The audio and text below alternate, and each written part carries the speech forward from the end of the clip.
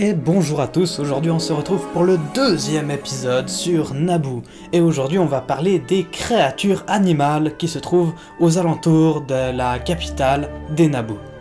Nous allons donc commencer par les shaks, qui sont donc élevés pour leur viande et leur cuir, et leur graisse est utilisée comme parfum. Ils se reproduisent super vite et de manière assez spéciale en plus, car c'est les femelles qui vont solliciter les mâles pour l'accouplement, et la femelle peut être fécondée par plusieurs mâles pendant la même période. Mais le gros problème des éleveurs de shaks, c'est tout simplement qu'ils ont tendance à se rouler dans la boue et à être emportés par les rivières et donc à tomber depuis les cascades de la capitale, mais heureusement, grâce à leurs énormes ventres, ils ne se font jamais vraiment très mal et ne se blessent pas vraiment.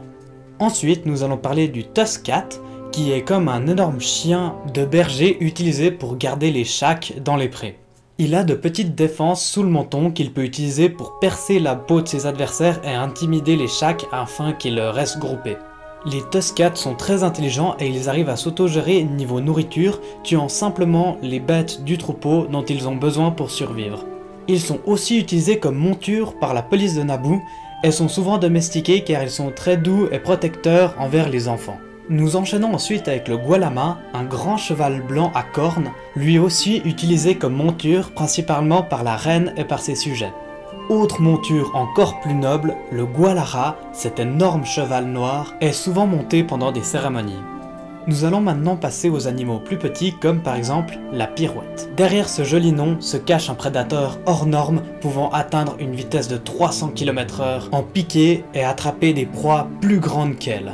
Autre animal petit mais dangereux, le Grayzor, ce petit singe, saura vous détruire. Car oui, ce singe, grâce à ses griffes et à sa queue, peut courir à une vitesse de 150 km/h de branche en branche et voir des proies derrière un épais feuillage.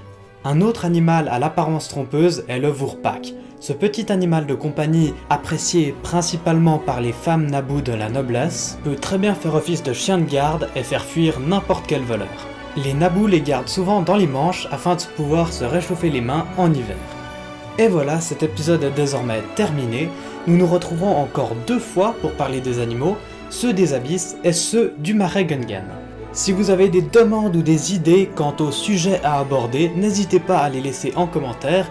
J'en ai déjà vu un qui me demandait de parler du Faucon Millenium et ça va être fait dès que cette série sera terminée. Quant à moi, je vous souhaite une super bonne continuation, c'était Firerock.